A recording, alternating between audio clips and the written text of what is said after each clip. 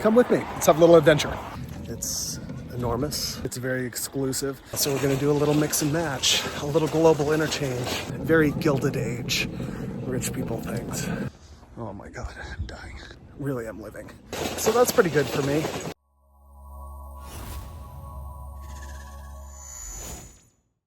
It's a lovely morning just out here in the garden, enjoying all the iris blooms, taking some videos, looking at things up close. It's sort of beginning to be the peak of the bearded iris season, so really trying to savor every moment while I can before it's hot and they've all burned away and they're going dormant. But today is also the Huntington Library Spring Plant Sale, so I am going to head over to that. They have timed entry. It's very exclusive. My entry slot is 1 p.m., so I'm going to go over there and, see if they have anything unusual. I really got to limit what I get, both for budgeting reasons, but also because I don't have much space left. Things are pretty full. So come with me. Let's have a little adventure. Ooh, there is a line going into the Huntington. It is busy. Tickets sold out, advance reservations required, which luckily I have one. I love the Huntington parking lot. It's wonderfully landscaped. This is a beautiful hybrid Tacoma.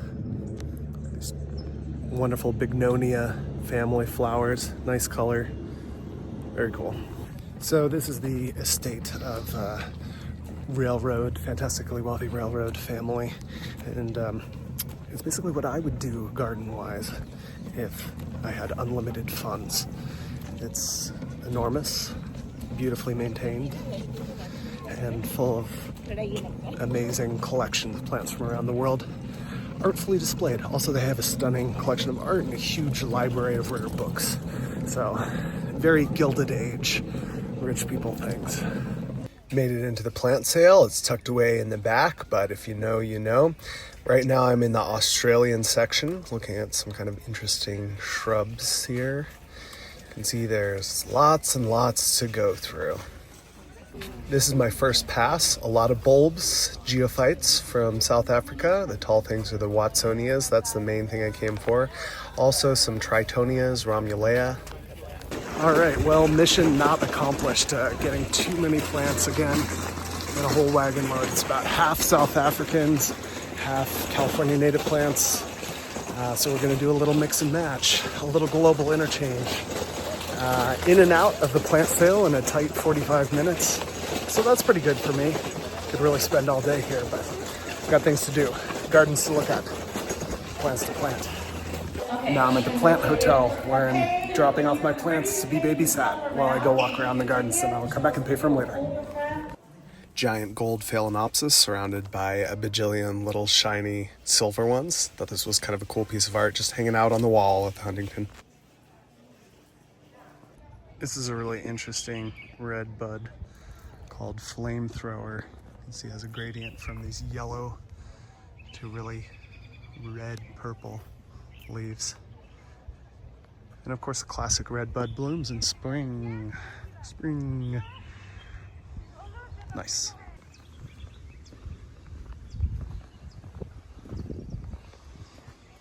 These roses are marketed as Life of the Party, but they're also originally, I think, called Huntington Centennial to celebrate the 100th anniversary of this gardens. They smell so good. Just walking around here, the smell is incredible. Oh my God, I'm dying. Really am living. And look at this urn. Beautiful urn with a Schwarzkopf Aeonium in the middle. The scale of this garden is just huge. This giant conservatory back there. Beautifully grown Calycanthus. Just stunning. Light fragrance on this one. Casual bronze under the rotunda. This is just one of several art museums that are inside the garden. I think this is the Museum of American Art. This area is kind of like a bedding area. They rotate through different annuals, biennials, and some perennials in here. You can see the big rose bushes, but they kind of change up what's here. This is a little bit of a preview of where I'm going next, which is the rose garden. It's just a giant area.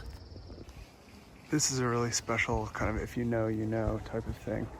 It's a hybrid between the yellow trumpet tree and the purple trumpet tree, which they usually bloom at a slightly different time of year. So to initially make it was kind of a special thing. There aren't too many of these trees around. There's one here, one over here, and there's maybe one or two in the LA Arboretum.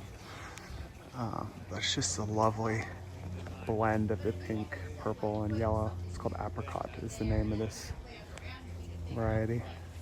This is pretty cool too. This gigantic tree in front of me is Agathis robusta, a Queensland kauri tree. This was planted in the 19th century before the giant mansion was built. It's from Australia, New Guinea. It's a conifer, actually. Non-flowering tree, but they just absolutely get huge. This is the cone. I think here you can see. Really impressive, massive tree. No shortage of impressive stuff here. This is entering the rose gardens. It's just huge. It goes on forever, just like hundreds and hundreds of different bushes, plus all the climbing roses behind me on this long arbor. This is an incredible place to come and just smell things. Also, take a look at this crazy hippie ashram. This is absolutely goals. Look at that monster. Wow. It's just exploding with blooms. These are mine, not quite so impressive, but hey, you know, I'm working on it, okay? All right, now back to the Huntington Rose Gardens to walk around and sniff more blooms for a little while. Goes on and on. This is a great place to come and get inspiration. In fact, I often just walk around here and look at and smell the different roses and then write down the names of the ones that I like the most so I can get them from my garden. They also sell some of these roses from their collections at the plant sales at different times of year, and so I have bought some. I do have roses from this garden in my garden. This is the tea house where you can have a fancy tea service if you're a fancy lady. I am not, so I've never done this, but someday. I can't say enough just how impressive this collection is. It's huge, and there's all different kinds of roses, from very old-fashioned roses to quite modern. There's shrub roses, tea roses, grandiflora, floribunda, climbing roses. You know, basically any kind of rose you like, you could find here. Here's another just total monster hippeastrum. They have these at the end of some of the rows. This one is called Good as Gold. It's just like crazy, vibrant orange. Oh, this is incredible. It smells good too. In the Japanese garden now, it's a beautiful Paulownia tree. I am just a sucker for these.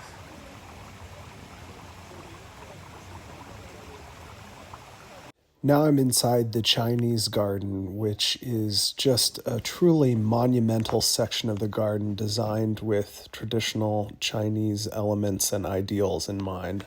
In addition to all the thoughtful plantings, there's beautiful stonework and incredible wood carvings throughout this garden. A lot of money, time, and effort went into building this, including the importation of these very large pieces of stone.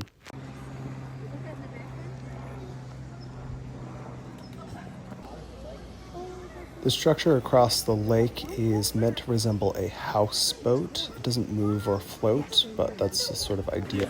They really said chicken lettuce cup. And orange chicken. Having my feast in the Chinese garden.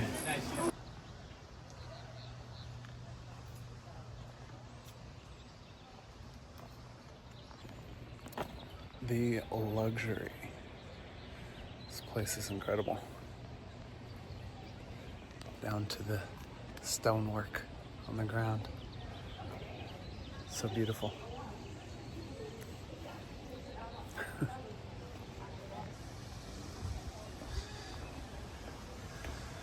Lovely pagoda overlooking the pond or pavilion or whatever with the traditional Chinese orchid collection. Different Variegated cymbidiums, mostly out of bloom now. Beautiful wood carving.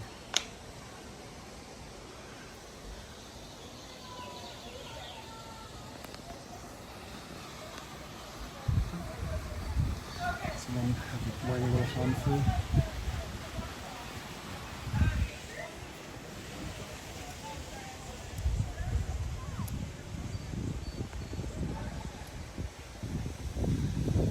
Oh, look at goose. Hi. This is one of my favorite parts of the garden. It's just so beautiful. Classic. There's also a collection of what I guess I would call bonsai as a southern barbarian, but it's technically this is the Chinese garden, so maybe this is penjin, because bonsai is a Japanese thing, but nevertheless, beautiful small trees and landscapes in pots, essentially. Nice collection. They have lots of elm trees. That's what this is. Beautiful trunk. This is also another elm, I think. This is a wisteria. It's just past blooming. And you can see they have two beautiful peonies, yellow peonies, blooming in these pots. It's really interesting and pretty well grown for being in a pot. I haven't seen this too much. It's not common to do this type of thing in the United States, really. But historically in China and Japan, there's like a long history of different flowering plants in pots being moved around, being brought indoors, even whole magnolia trees.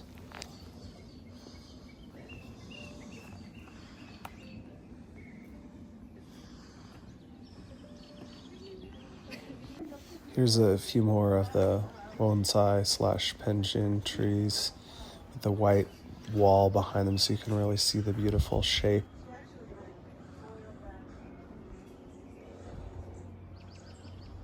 There's a little viewing pavilion on the top of the hill where you can look down at the pond with the willow trees and all the beautiful stone bridges and the waterside pavilions, and then of course see the wonderful San Gabriel Mountains in the background, which is a unique local feature.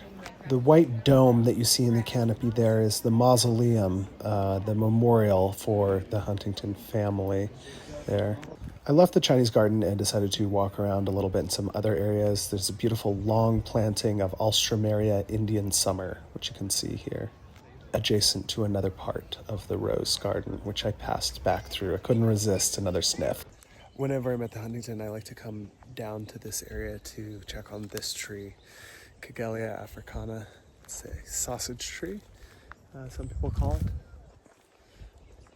for the fruit, which are hanging up there. You can see them. Look less like sausage, more like bullocks to me, but it has a stunning tubular flower. Unfortunately, the only open flowers are way high up on the tree, so you're not going to get a view of them. But it does have some buds lower down. These are the buds, almost blooming. Large, dark red, almost bat-like flower unfurls from there. This is quite an unusual tree in Southern California. It's kind of borderline. It's not the happiest here. There's this tree, and then we have two in our gardens, and there's at least one somewhere else in Los Angeles that I've heard about, but I haven't seen it. So unusual, but very special. My trees are not large enough to bloom yet. Still waiting on that. Enormous albuca. It's like the same height as me. Crazy. Another African bulb. Wigandia urens. It's like irritating hairs on the leaves, but it looks like a giant heliotrope. It's such a cool plant. Alright, well, I'm being summoned to the street fair, so time to go pick up my plants, load up the truck, and head out. It's been a beautiful walk around the grounds of the Huntington Gardens. There's so much more to see here that I didn't show, but we'll come back and do a full video at some point.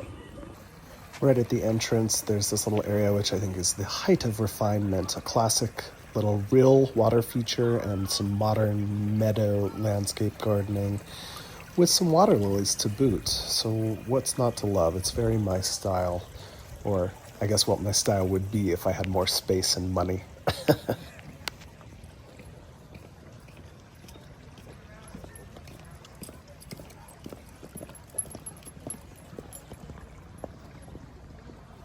Beautiful old stone fountain, which they've tastefully placed different colors of water lilies into the basin of.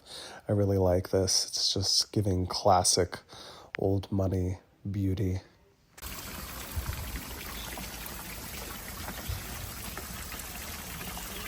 All right, now it's time to pay for my plants. Oh boy, here's the line to pay. It's gonna take a minute. I had to stop for this tree. Andryanthus chrysotrichus. It's the golden trumpet tree. I love this so much. I have a little tiny one in my garden, just a few flowers this year. Someday, it's gonna look like this. Cortez amarillo.